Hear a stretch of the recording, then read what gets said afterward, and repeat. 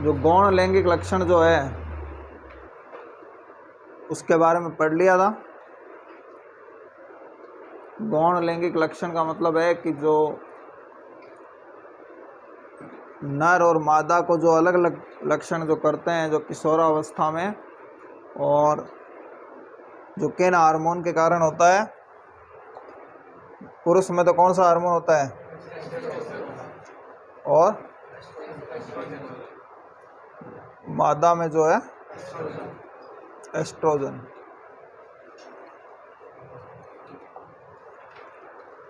अब उसके बाद में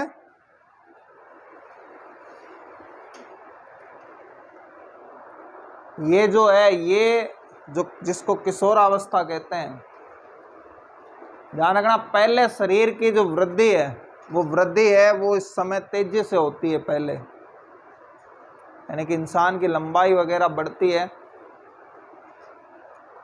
और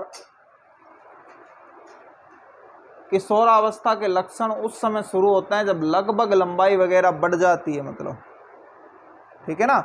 यानी पहले शरीर की वृद्धि होती है और शरीर की वृद्धि के बाद में ये जो गौण लैंगिक लक्षण होते हैं, ये गौण लैंगिक लक्षण जो है ये क्या होते हैं, होना शुरू होते हैं। शरीर की वृद्धि होती है पहले, उसके बाद ये जो जनन अंग है, ये जनन अंग जो है या हार्मोन जो है, इस हार्मोन की जो है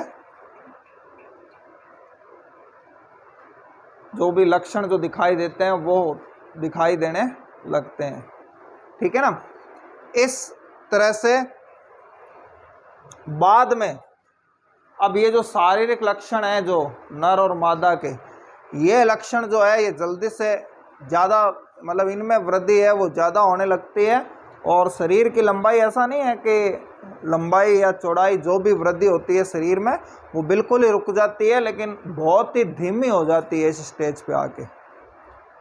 जो कल आपको जो एज बताई थी कि भाई नर और मादा जो है, और हमने पढ़ लिया था कि जो बाह्य जनन जो है, ये बाह्य जनन के द्वारा जो मनुष्य है या जितने भी दूसरे बाह्य जनन के द्वारा तो मेंढक में पढ़ लिया था, और आंतरिक जनन जो है मनुष्य, आंतरिक जनन का मतलब क्या है कि निषेचन जो है वो मादा के शरीर के अंदर अगर होता है।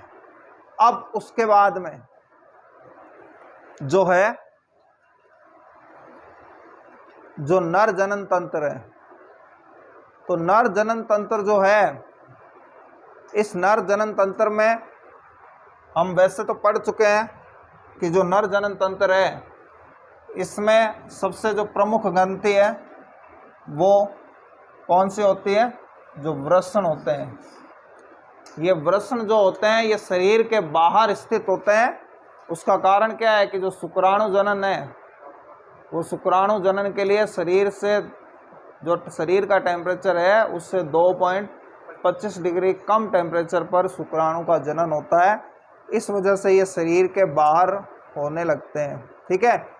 इसमें ये सब बातें हमने पढ़ ली थी कि जो टेस्टोस्टेरोन है, वो टेस्टोस्टेरोन जो है, ये टेस्टोस्टेरोन हार्मोन जो है वो स्रावित होता है इस वृषण से।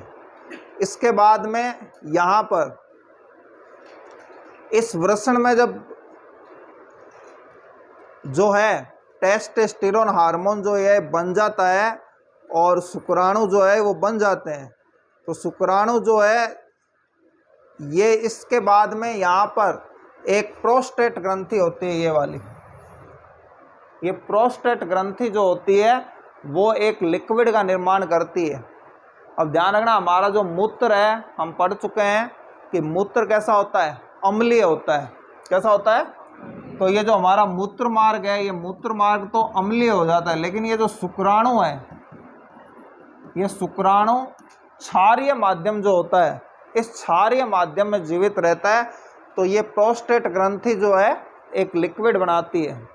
इस लिक्विड के अंदर जो है जो शुक्राणु है वो, ये जो शुक्र वाहिनी है, इससे बनते हुए ये लिक्विड इसके साथ में मिल जाता है, क्योंकि शुक्राणु भी एक जीव है, समझ लें आप, जो तरल माध्यम में जीवित रहता है।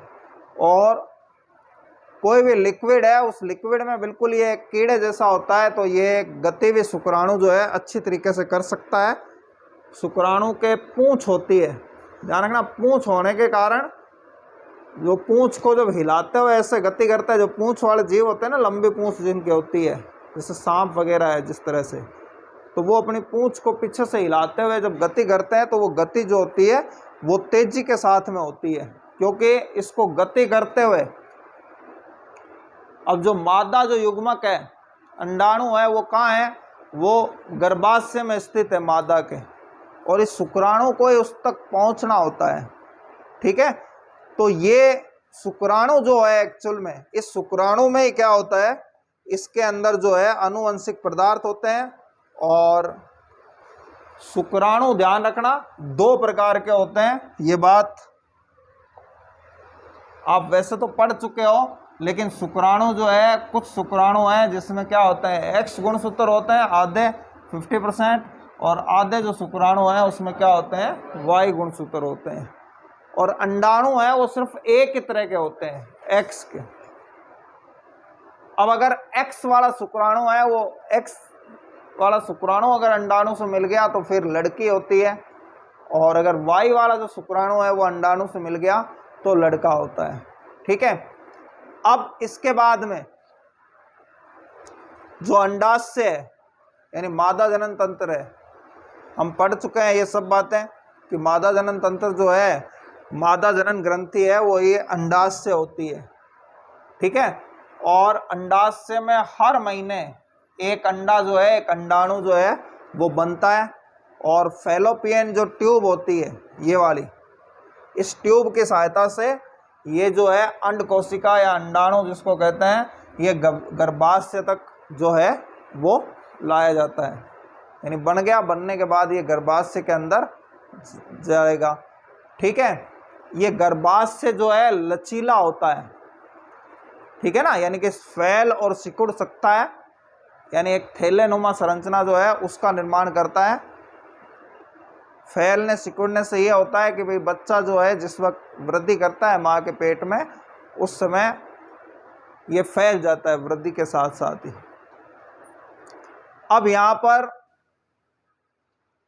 इसी गर्भाशय में क्या होता है कि ये शुक्राणु जो है वो क्या होता है, अंडाणु से क्या होता है, मिलता है, और मिलने के बाद में एक बिल्कुल, जब दोनों मिल जाते हैं तो बिल्कुल एक ड्रॉप जैसे स्ट्रक्चर बन जाती है, और ये इसको भ्रूण बोलते हैं। और ये भ्रूण के रूप में गर्भाशय जो है, उस गर्भाशय के अंदर क्या हो जाता है, इसका रोपण हो जाता है, इसको बोलते हैं रोपण, यानी फिट हो जाता है। जैसे दीवार पे जैसे कोई चीज़ टंगती है, उसी तरीके से ये भ्रूण भी फिट हो जाता है गर्भाशय के अंदर, और इसमें लगातार विभाजन होता है। मैंने कल आपको बताया था कि ये धीरे धीरे थोड़ा थोड़ा बढ़ता है, और बढ़ने के बाद में जो एक सीताफल जो होता है, सीताफल की तरह इसमें इस तरह से उभार होने शुरू होते हैं, इसको बोलते हैं विदलन। बार इसमें विभाजन होता है, और ये जो डॉट होते हैं, ये जो उभार होते हैं, इन उभार के साथ, इन उभार से ही अलग अलग अंगों का निर्माण होता है। किसी से आंख बनती है, किसी से कान बनता है, किसी से नाक बनती है, किसी से हाथ बनता है। और जब ये भ्रूण होता है, इस भ्रूण को जो पोषण है वो किससे मिलता है, माँ के खून से ही पोषण मिलता है। समझ में आ गया ना। इस दौरान जब बच्चा होता है तो बच्चा पेट में जिस समय माँ के होता है, उस समय ध्यान रखना कि ये अंडाणु का निर्माण होना क्या हो जाता है, बंद हो जाता है। और वो जो खून वगैरह जो है, जो भी उसके अंदर पोषण जो है, जो अंडाणु निर्माण में जो मतलब एनर्जी लग रही थी, आप समझ लें शरीर के अंदर, अब वो एनर्जी किसके रूप में आती है, अब वो उसी भ्रूण के पोषण के तौर पे वो खून काम आता है। इसलिए जो है अंडाणु का निर्माण नहीं होता, यानी कि जब बच्चा पेट में होता है उस दौरान रजोधर्म जो है वो नहीं होता। और इसके अलावा जब माँ दूध भी पिलाती है तो एक खास पीरियड तक, फिर यानी समय तक, खास समय अंतराल तक जब माँ दूध पिलाती रहती है, उस दौरान भी समझ लें ये बच्चे को पोषण देने के लिए वो दूध के अंदर ये सब चीज़ें जो क्वालिटी वाली गुणवत्ता वाली जो चीज़ें होती है जो बच्चे के लिए ज़रूरी होती है, ऐसा जैसा कि कहते हैं कि 6 महीने के लिए माँ का दूध होता है वो बच्चे के लिए काफ़ी ज़रूरी होता है, तो वो उस दौरान भी जो है ये रजोधर्म नहीं होता है जनरली। वैसे हो सकता है किसी को हो जाए, लेकिन जनरली बच्चा पैदा होने के कुछ समय बाद तक भी ये रजोधर्म जो है ये नहीं होता है। अब इसमें ये जो भ्रूण होता है, इस भ्रूण से जो खून से जो भ्रूण को क्या हो रहा है, माँ के खून से पोषण मिल रहा है, वो किसके माध्यम से, एक संरचना होती है प्लेसेंटा, इस प्लेसेंटा के माध्यम से ये ब्लड आता रहता है, ठीक है ना। ये बस एक खांच सी होती है और इस तरीके से जो भी माँ के खून में जो भी पोषण है वो बच्चे को जो है वो मिलता है। अलग अलग जीवों में ये गर्भावधि जो होती है, बच्चे के पेट में रहने का समय है, अलग अलग जीवों में अलग अलग है। जैसे कि हमारे अंदर जो है ये समय जो है वो कितना है, 270 दिन, यानी लगभग 9 महीने, ठीक है ना। अब यहाँ पर ये बात भी कल हो गई थी कि अब अगर अंड कोशिका का निषेचन नहीं होता, तो अंड कोशिका का निषेचन नहीं होता तो ये कितने दिन तक जीवित रहती है, ये भी ध्यान रखना, इम्पोर्टेंट बात है।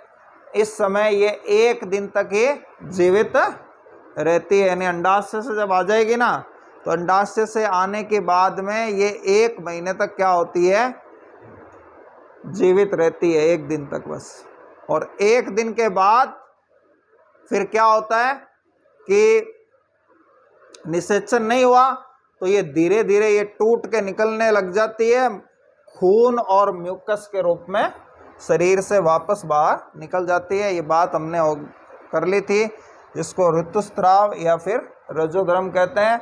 जनरली इसकी अवधि साइंस के अकॉर्डिंग 2 से लेकर 8 दिन तक होती है, ठीक है। और जनरली ये भी कल बात हो गई थी कि इसकी अवधि कितनी होती है, 28 दिन होती है। एक नॉर्मली मैक्सिमम लोगों में इसकी अवधि 28 दिन होती है, लेकिन ऐसा भी देखा गया है कि 21 से लेके 35 दिन का भी अंतराल हो सकता है, मिनिमम 21 दिन बाद। और ये गिनती गिनने के लिए भी यहाँ बंद होने का समय नहीं गिना जाता है, बल्कि जिस दिन जो पहला दिन होता है, इस रजोधर्म का जो पहला दिन होता है, उस पहले दिन से इस अवधि का निर्धारण होता है। ये जो गैप है ये पहले दिन से माना जाता है। समझ में आया ना, ये गिनती जो ये 2 से 8 दिन जिसको कह रहे हैं ना हम, इस 2 से 8 दिन में जो पहला दिन होगा उस पहले दिन के हिसाब से ये अंतराल होगा 21 से 35 दिन वाला।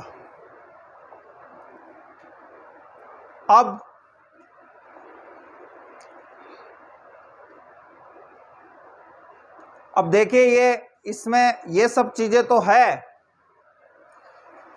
हमने कि जैसे ये चीज पढ़ ली।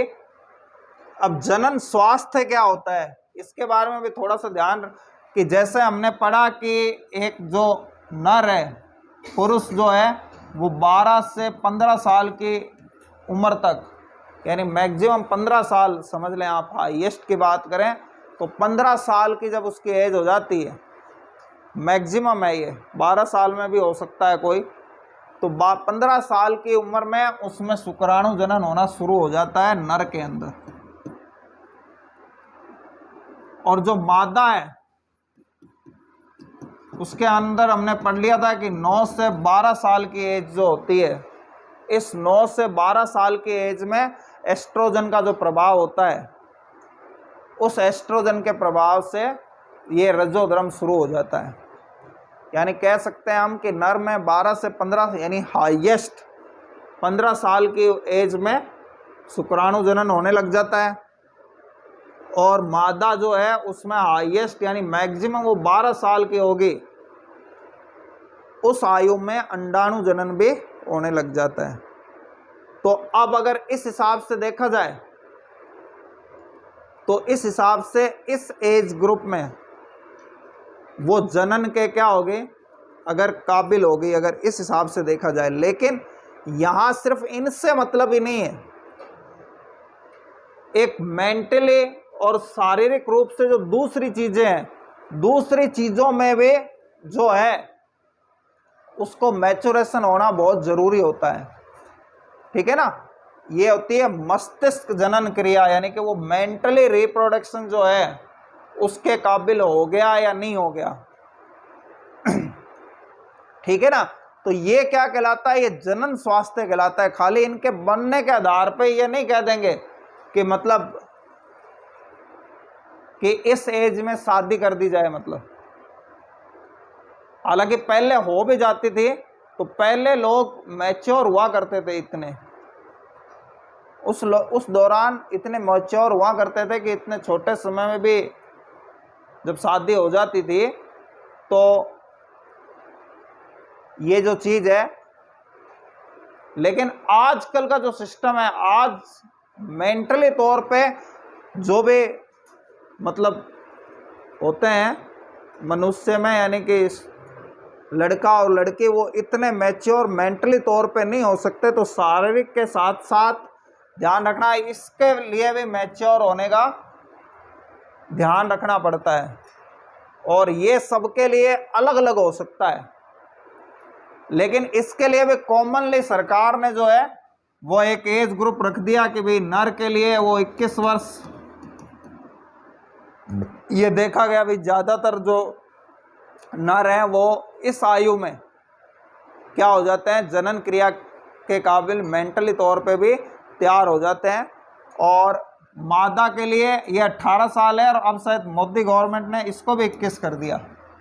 पहले 18 थी, अब इसको भी क्या कर दिया, 21 वर्ष की जो है ये कर दिया, कि दोनों के लिए ही 21 साल कर दिया शादी की आयु को।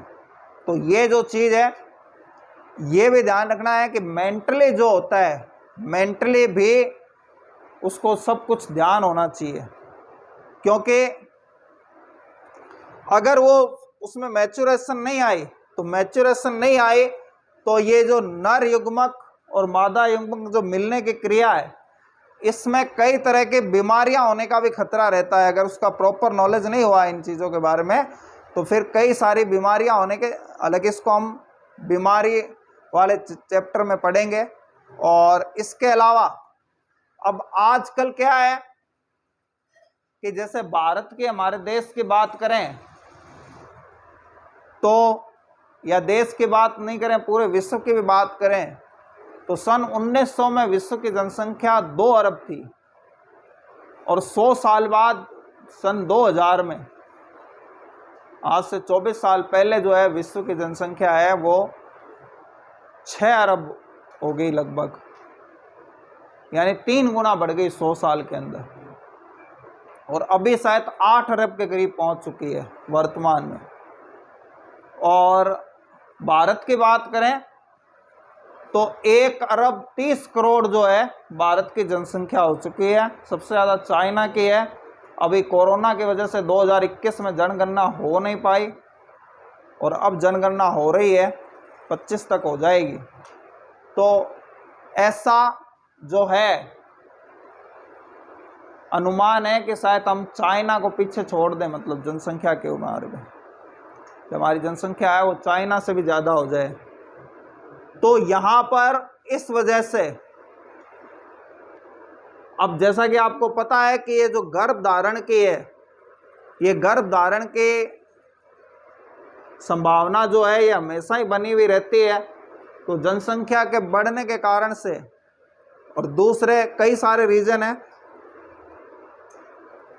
कि जनसंख्या बढ़ने के साथ साथ दूसरे जो पोषण के जो विधियां हैं, यानी कि जो पालन पोषण है, आजकल लोगों के इतनी कमाई भी नहीं रही, क्योंकि लोगों ने अपनी जीवन शैली है उसको काफ़ी हाई बना लिया है।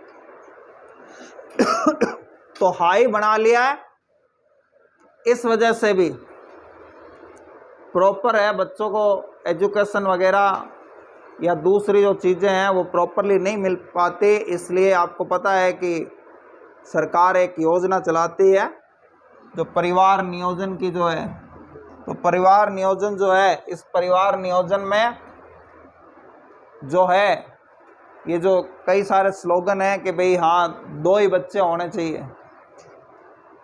हालांकि चाइना में बहुत पहले 1 बच्चे की नीति कर दी गई थी। लेकिन वही बात है, ये सब जो चीज़ें हैं ये सरकार करे, इनके नुकसान भी होते हैं। अब चाइना में इस नीति की वजह से उसकी जनसंख्या तो ज़्यादा है, लेकिन यहाँ पर वहाँ चाइना में बूढ़ों की संख्या बहुत ज़्यादा हो गई है। यानी कुछ समय के पश्चात, आने वाले 10, 20, 30 सालों के पश्चात एकदम से चाइना की जो जनसंख्या है उसमें क्या हो जाएगी, गिरावट हो जाएगी। काम करने वाले लोग हैं अब बूढ़े हो गए तो वो एक लिमिट में ही काम कर सकते हैं। तो वो सब जो चीज़ें हैं ये नुकसानात भी है इनके, खैर। लेकिन समस्या बस वहाँ पैदा होती है कि जहाँ कई सारे लोग हैं और सारे जो बैठ कर खाने वाले जो लोग हैं, आजकल जो सरकारों की जो स्कीम्स है वो भी फ्री वाली जो स्कीमें हैं वो चला दी गई है। हर जगह जो है ये आपको पता है बहुत सारी फ्री राशन है, ये फ्री है, वो फ्री है। तो उस वजह से भी लोग जो है वो बैठ के जो है खाने के क्या है कि आदी हो चुके हैं। ठीक है ना, बहुत सारी एक जनसंख्या का एक बड़ा वर्ग है, वो बड़ा वर्ग जो है वो क्या नहीं करता, जो है महिलाओं के लिए जो है गर्भ धारण रोकने के लिए ये क्वेश्चन में आता है, ये लूप या कॉपर टी जो होती है ये परिवार नियोजन का जो है वो उपाय है जो महिला जो है महिलाओं के तौर पे। इसके अलावा ऑपरेशन होता है, आपको पता होगा कि जो आपातकाल जब लगा था देश में 1975 में, उस समय इस जनसंख्या को रोकने के लिए ज़बरदस्ती लोगों की नसबंदी कर दी जाती थी। और उस समय ऐसा भी हुआ कि लोगों को टारगेट दे दिया जाता था, जो सरकारी कर्मचारी है, डॉक्टर वगैरह, कंपाउंडर वगैरह, कि 1 दिन के अंदर इतनी नसबंदियां तो करनी पड़ेगी मतलब। तो उस ज़माने में ये देखा गया था कि जो स्टूडेंट हैं, कुंवारे जो हैं, शादियां भी नहीं हुई है, उनके भी क्या कर दी गई थी, उनके भी नसबंदी कर दी गई इस दौरान। तो ये सरकार के ये जो प्रोग्राम होते हैं, अब इस प्रोग्राम के अकॉर्डिंग तो एक तो ये चीज़ें हैं कि एक निश्चित आयु तक जो है वो बच्चा नहीं हो, तो इसको आप रोकने के अस्थायी जो उपाय हैं, उन अस्थायी उपाय के रूप में ये जो लूप या कॉपर टी है इसको लगाया जाता है। और जब ज़रूरत नहीं होती तो इसको क्या कर दिया जाता है, हटा दिया जाता है। और परमानेंटली अब किसी को लगता है, जैसे नॉर्मली होता है कि जिसके जैसे 2 बच्चे हो गए, अभी 2 बच्चों का रिवाज है जनरली, तो 2 बच्चे होने के बाद में जिसको हम कहते हैं ऑपरेशन करवाना, तो ये ऑपरेशन जो है शल्य चिकित्सा के द्वारा, ये जो फैलोपियन ट्यूब थी ना जिसके द्वारा अंडाणु वो गर्भाशय में पहुंचता है, तो उसको काट दिया जाता है। ठीक है, ऑपरेशन के द्वारा। या अस्थायी भी इलाज होता है, काटने के बजाय उसको धागे से बांध दिया जाता है। तो धागे से बांधने के से भी वो क्या हो गया, वो अंडाणु वहाँ जाने से क्या हो जाता है, रुक जाता है। तो ये जो है ये समस्या। अब इसमें भी एक समस्या हो रही है कि लोग जो हैं हरियाणा वगैरह में कई सारी ऐसी जगह है जहाँ, क्योंकि सबको क्या है, लड़कों की चाहत होती है, इस चक्कर में जो लड़कियां हैं, अब लोगों को जो है आजकल तो कई जगह तो 1-1 बच्चे वाला भी रिवाज जोर पकड़ने लग गया है। तो जनरली सबकी यूँ चाहत होती है कि वो 1 बच्चा है वो लड़का हो। तो फिर आजकल आपको पता है कि सोनोग्राफी वगैरह द्वारा ये पता चल जाता है कि ये लड़का है या लड़की है पेट के अंदर। तो फिर उसका अगर लड़की होती है तो गर्भपात करवा दिया जाता है। इस कारण से क्या हो रहा है कि लड़के और लड़कियों का जो अनुपात है वो अनुपात क्या होता जा रहा है, बिगड़ता जा रहा है। और लड़कों की तुलना में लड़कियां काफ़ी कम हो चुकी है। भारत में तो शायद 913 का अनुपात है अभी, भारत में या राजस्थान में, अभी मेरे दिमाग में नहीं रही ये बात। और हरियाणा वगैरह में तो यह 800 तक पहुंच गया है, यानी कि 1000 लड़के हैं उसमें 800 ही लड़कियां हैं। और वहाँ पे शादी करने में बड़ी समस्या आती है, हरियाणा में ये शादी वगैरह में बड़ी समस्या आती है। और अब उनको बाहर से शादी करनी पड़ती है, बाहर की जो लड़कियां हैं वहाँ से शादी करनी पड़ती है। तो इस तरीके से जो है ये जनसंख्या भी है, ये एक बहुत बड़ी प्रॉब्लम बन गई है।